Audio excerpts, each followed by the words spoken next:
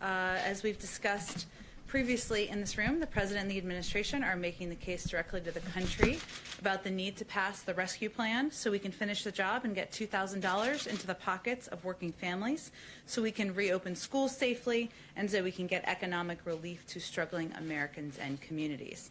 As part of that work, the President, the Vice President, and Treasury Secretary Yellen will meet this afternoon with business leaders to discuss the vital role that the American Rescue Plan will play in saving our economy and getting Americans back to work. Private sector leaders understand how important it is, and we've seen calls from across the political spectrum, from leading business groups to labor and progressive lawmakers, for Congress to act quickly in getting additional economic relief out the door. These calls have been echoed by leading experts and economists who have praised the plan, including top economic advisors to the last 4 presidents, both Democrat and Republican. And analysis after analysis has shown that the economic cost of inaction would be incredibly painful for the American people, something we saw last Friday with the latest month of weak job numbers. But they also know that we have a way to help workers and get our economy back by passing the rescue plan. So a couple of pieces of economic data you all may have seen. A CBO projection last week found that it would take the economy 4 years to bounce back and return to full employment without the rescue plan.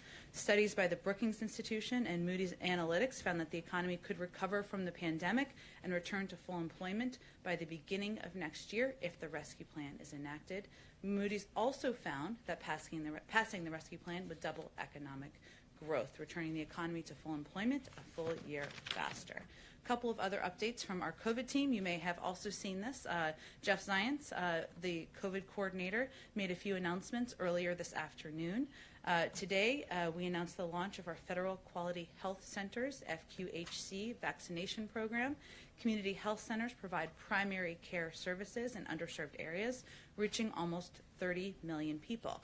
Under this new program, we will begin directly sending vaccine supply to community health centers, enabling them to vaccinate more of the people they serve, alongside other efforts like mobile health units and community vaccination centers. This announcement is another tool we are providing to state and local leaders in their work to reach underserved and hardest hit populations. Importantly, this program grew in part out of a suggestion from House committee chairs that the President had, of course, had a meeting with them on Friday, but even discussions prior to that. And he informed them during a call this morning that this program would be rolled out. Let's see, last few pieces.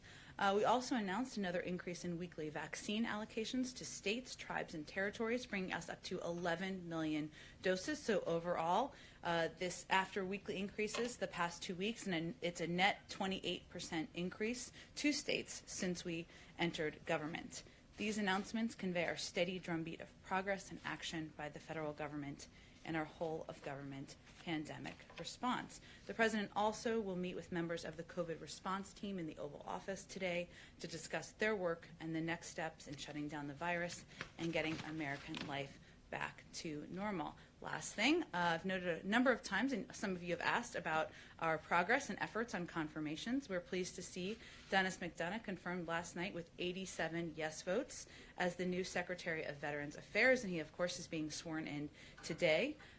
We also would just like to reiterate the importance of getting our nominee, the President's nominee, to lead the Department of Education, Miguel Cardona, confirmed, obviously at a time where the American people are focused on the reopening of schools, focused on doing that safely. This is a step that Congress could take. He's obviously a pivotal and key partner in ensuring we can get that done swiftly and safely. With that, Alex, let's kick it off. Thanks, Robin. I wanted to ask you up the top about the attempted hacking and poisoning of the Oldsmar, Florida water supply. Does the White House have any details on who committed the hacking, and is there any plan for review of water supply stations across the nation, or an effort to shore up the cybersecurity measures at those stations? Well, as was announced earlier today, the FBI and the Secret Service, of course, are undergoing an investigation. That's something we'd certainly defer to them on any specific details of their findings of that investigation. I will say, broadly speaking, that the President, the Vice President, members of our national security team are focused on elevating cybersecurity as a threat that has only increased over the past several years. That's why they've made it an across government focus on why he has elevated positions in the White House and other parts of our government. And then can you share any details on the President's visit to the Department of Defense? What will he be discussing Sure. with Secretary Austin? Sure. The President will visit the Pentagon tomorrow, where he will thank the men and women serving our country and keeping the American people safe. As the first president in 40 years with a child who served in the military, he has a personal connection to the important role of the work of the military, the men and women who serve. He will also discuss the vital role of the Department of Defense in our national security, talk about the significance of having the first African-American Secretary of Defense in history leading the department. The visit has special resonance coming during Black History Month. Over 40% of active duty forces are men and women of color, and you will hear President Biden pay special tribute to the rich history of Black service members tomorrow. Any new policy rollouts tomorrow, or is it just...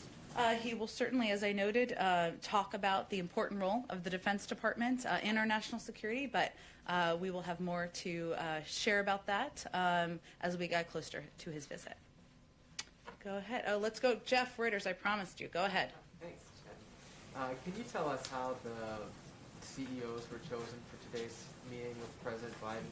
I see some diversity in that group, which isn't always common at the top echelons of corporate America. Was that one of the factors? Far too uncommon, yes. Is that one of the factors, and how did you go about choosing that? Well, first I would expect that this is the first of many engagements the President will have directly with leaders from the business community, and this was an opportunity to speak directly with some who are major employers in the country, some who are leading the Business Roundtable or other organizational kind of business groups where they speak to many business leaders across the country. So this was an opportunity to have a smaller meeting, it's only about half a dozen, as you know, and discussion about the American Rescue Plan, how it will impact workers and American families, and how they can work together to get people back on their feet.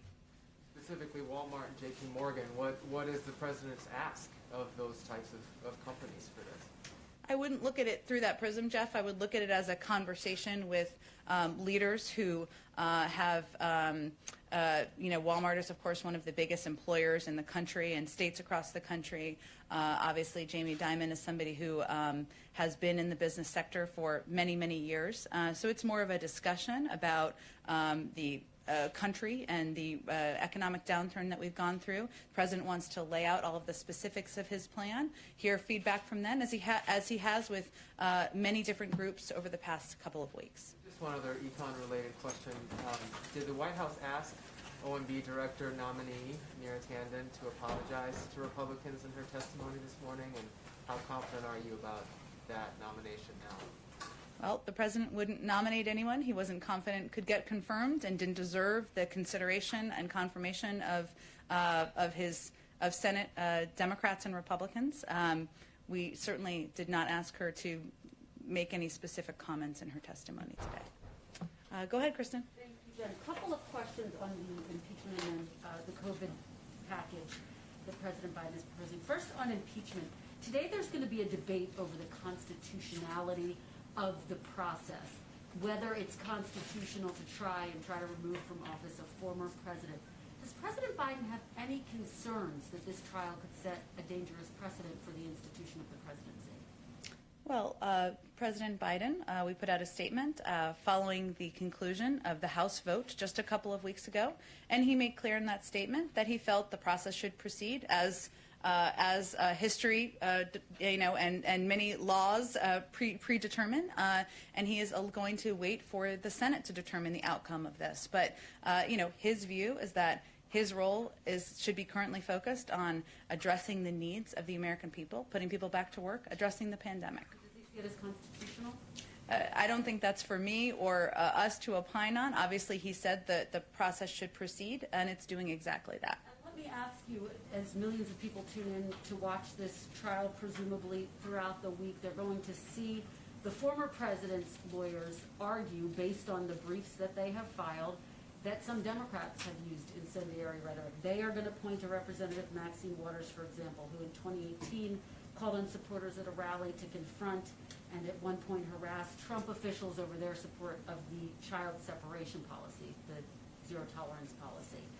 That's something that Cedric Richmond said she had a constitutional right to express those views. So how does the White House view that as any different? Look, Joe Biden is the president. He's not a pundit. He's not going to opine on the back and forth arguments, nor is he watching them that are taking place in the Senate. Okay, let me ask you about the COVID relief package. Yesterday, the Ways and Means Committee Democrats proposed limiting the $1,400 direct payments to those making $75,000 or less. Is that something that President Biden supports, and does he have any concerns that progressives might not be on board with that? Well, the president has conveyed from the beginning of this discussion that he's open to having a discussion about the thresholds.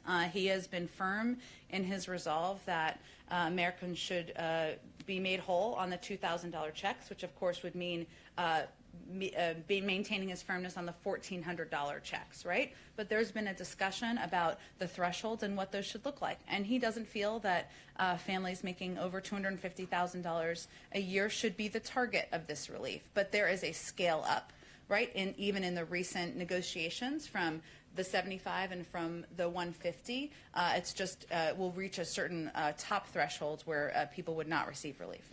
Has he determined whether he would support that? Does he support $75,000 as being the threshold? It's not the threshold. That's kind of who would receive the maximum amount. There is then a scale up beyond that. These negotiations are ongoing. We certainly support the discussions as they're happening, and certainly his view is that these should be, he's open to the discussion about making them more targeted and ensuring that people who need relief the most receive the relief. Go ahead.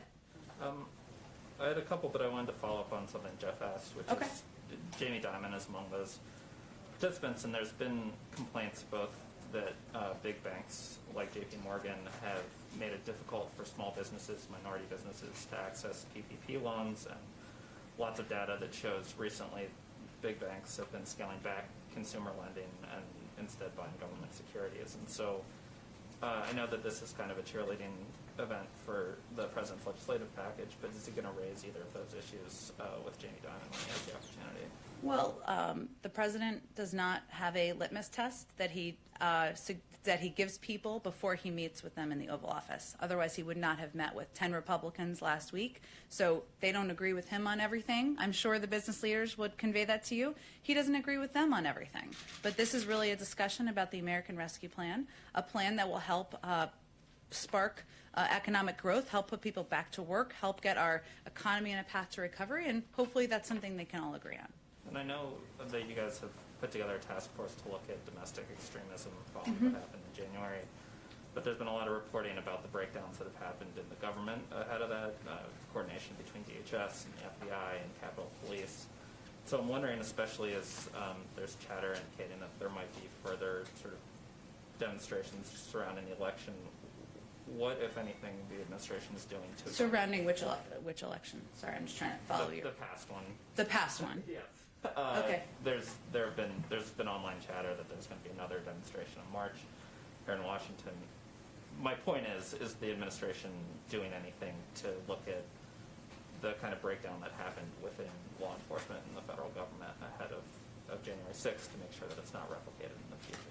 Well, I think one of the steps we took was the president named a head of Homeland Security in the White House, a role that did not exist in the prior administration, who can serve in a coordinating role to ensure that we are in touch with state and local authorities and officials, something that wasn't happening at a pace and with the level of coordination that should have happened in the last administration.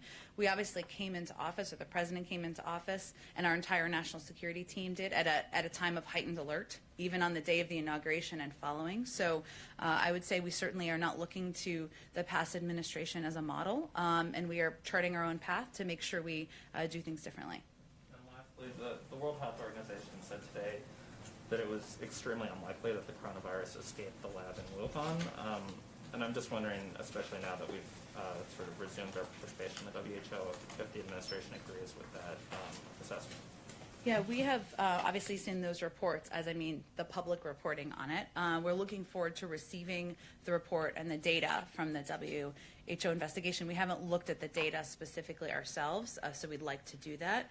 We've expressed our concerns regarding the need for full transparency and access from China and the WHO to all information regarding the earliest days of the pandemic, but we weren't involved directly in the implementation of this investigation, and again, we'll just look forward to reviewing the findings in detail. Go ahead. Oh, we'll come back to you, Caitlin. I'm sorry. Go ahead. Two questions on schools. You opened up talking about reopening schools as being a priority for the administration. Are there any discussions within the administration of providing these kind of rapid tests that are being produced by Illum and other companies to help that move quicker, to get those tests to local school systems within the states? Well, our focus really at this point in time is waiting for the CDC guidelines to come out and give schools across the country, school districts across the country, the first medical and scientific recommendations and guidelines that have been given from the federal level.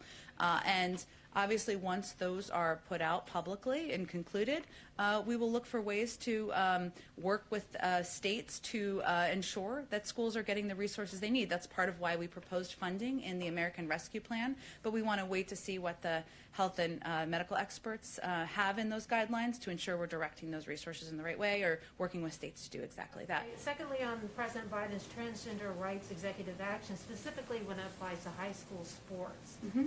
What message would the White House have for trans girls and cis girls who may end up competing against each other and sparking some lawsuits and some concern among parents? So does the administration have guidance for schools on dealing with disputes arising over trans girls competing against and with cis girls? I'm not sure what your question is.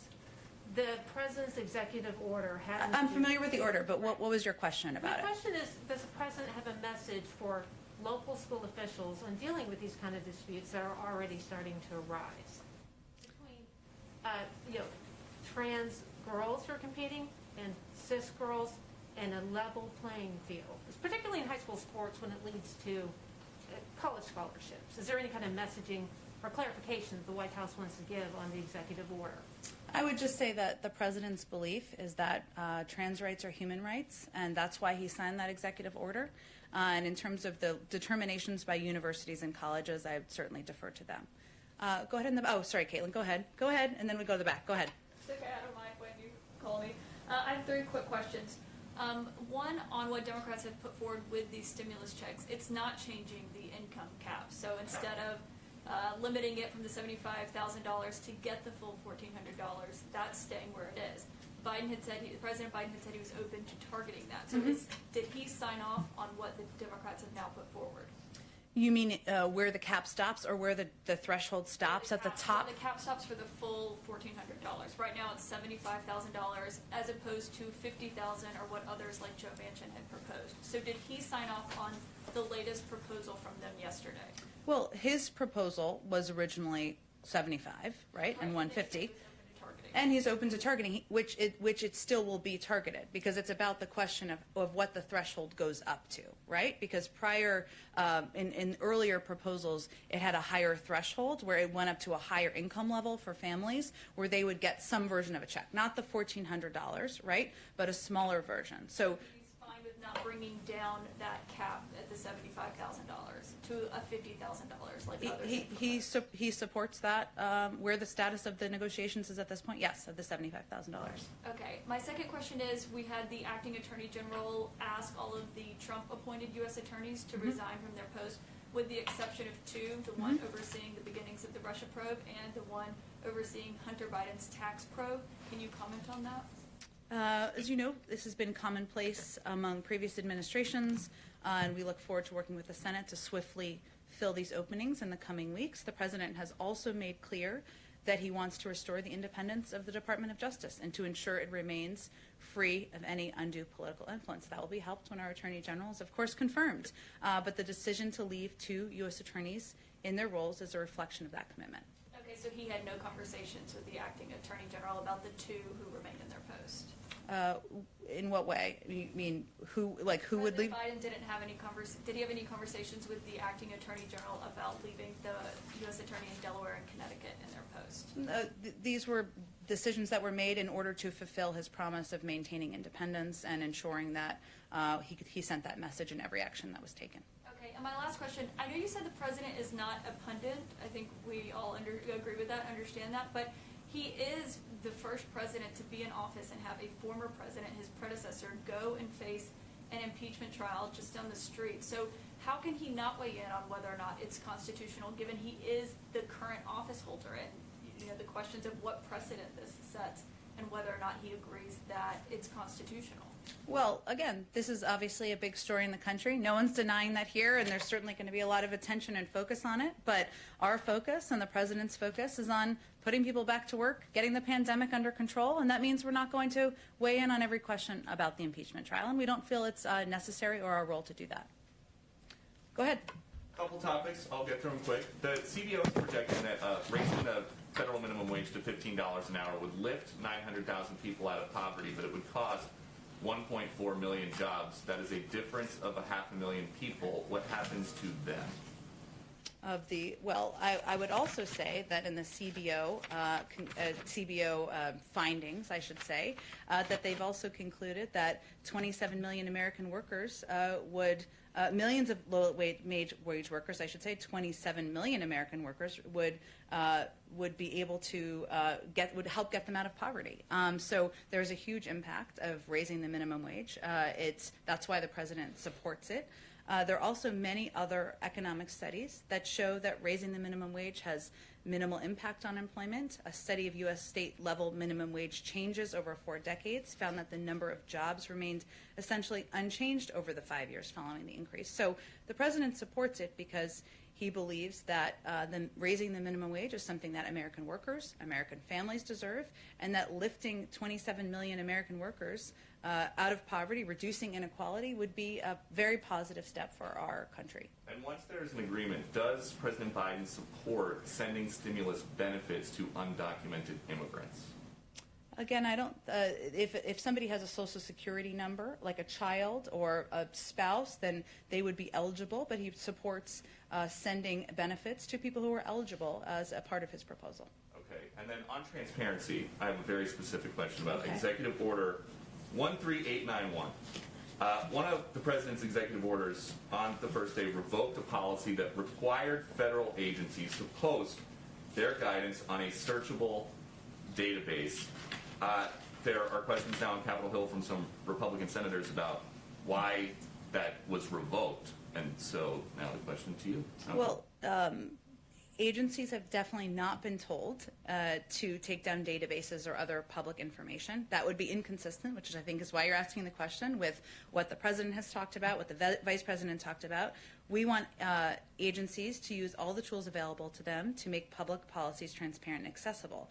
However, this executive order was revoked because it created unnecessary hurdles and cumbersome processes for agencies that wanted to get guidance out to the public.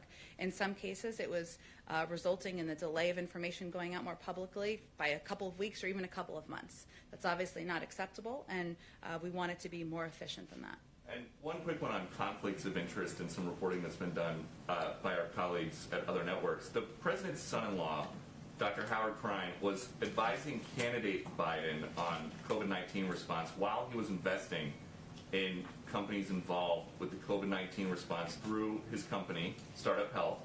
Dr. Krein has been at the White House since the inauguration. Is he still advising the president on COVID-19 response? Well, Dr. Krein is his son-in-law. The Which is president. why there are questions about a potential conflict Well, of and I think interest. he was here because the president was inaugurated recently, which is understandable. The president has made clear that there will be an absolute wall between him and any businesses connected with his family members.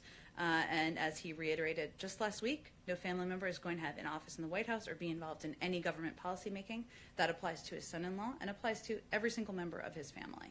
Just from a broad perspective, though, like the 30,000-foot view of this, candidate Biden was very concerned about the last president's potential conflicts of interest. At one point in 2019, he tweeted, "Hosting the G7 at Trump's hotel, a president should never be able to use the office for personal gain. So how is the White House going to guarantee to members of the public that nobody in the family is using the office for personal gain? We've put in place stringent policies in order to ensure that it is not being used for personal gain. There's not a single member of the family who is employed at the White House, will have an office in the White House, or will benefit financially. And those are strict ethics requirements that have been put in place and the President has approved. Go ahead. Thank you. Two questions, if I might. One, on the President's stimulus package, you've been arguing consistently that his goal of unity doesn't mean creating a one-party, right? And you also point out that there are polls supporting what he's trying to get out there. But what is his bottom line for showing that he has really tried for unity? Would there be one Republican senator would be enough? Would 0 be enough? Like, would he be happy if no Republican senators support his bill? I guess that's what it boils down to. Well, the President is certainly hopeful that the process that's underway now, the markups that are happening in the House, the markups that will then proceed in the Senate, will provide an opportunity for Republicans, Democrats of all different political stripes, to put their ideas forward and have those ideas considered. At the end of the day, his view is that urgency is his first priority here, and that the American people, people who are concerned about getting food on the table, 1 in 7 American families, people who are worried about reopening schools and getting their kids back in the classroom, people worried about whether their grandmother and their cousin are going to get vaccines, that's where his priority is. So the question really is, if 74%, depending on the poll, of Americans, including the majority of Republicans in some polls, support this proposal, support the components of this proposal, then why aren't more Republicans supporting it? We certainly hope they will, and welcome them to the table. Go ahead in the back. I did have one other small, Sure. if you don't mind. This is literally a housekeeping question. Okay. People keep saying Literally Yeah, housekeeping. this is Okay. actually housekeeping. Okay. You're probably going to say it's I'm very interested to hear what this is, but go ahead. You're probably going to say it's the airplane question today, but I certainly am not. I've learned my lesson on that it's one. not the airplane, I promise you, but it's closer to the ground. President Trump, former President Trump, he broke tradition by not having his predecessor have a portrait hanged up here. That, as far as I understand, that was something that was considered totally the normal thing to do. Will President Biden be inviting his predecessor to hang up a portrait somewhere? And will he get the Obamas back in to finally get their ceremony? I have no portrait revealings or portrait plans or portrait events to preview for you, but I have not been given any indication that we would break with tradition in that regard. Go ahead. Thank you, ma'am. This is distinctly not an impeachment question, but Okay. It can be an impeachment question. You can ask whatever you want. Go ahead. thank you. Does the president believe that former President Trump engaged in insurrection as described in Section 3 of the 14th Amendment? The president has put out multiple statements conveying that what the president did and his words and his actions were, and of course the events of January 6th, were a threat to our democracy. But he ran against him because he was concerned that former President Trump was unfit for office, in part because of his past history of invoking violence around the country. So President Trump is not here because, former President Trump is not here because President Biden defeated him. More of the American people voted for him, and now his focus is on delivering on his promises to the American people. On an unrelated note, where does the president stand on an effort in California to recall Gavin Newsom? I have not spoken with the president about the recall, I should say, or the efforts to recall former Governor Newsom. Obviously, he is somebody who he has been engaged with in the past. They have a range of issues they have common agreement on, from the need to address climate change, to put people back to work, to address the COVID crisis. We remain closely engaged with him in his office. Go ahead. Thank you, ma'am. I've got a quick personnel question and then 2 follow-ups. About a year ago in March, President Biden said that Beto O'Rourke would be helping him when it came to his push for gun control. Does Mr. O'Rourke have any official role here at the White House, or has the president discussed anyone with him? He doesn't have any official role. Obviously, the president spoke that back then during the campaign, and I know still has admiration for the role that Beto O'Rourke played in elevating the issue of gun violence and the need for gun safety measures, but I don't have any personnel announcements to make.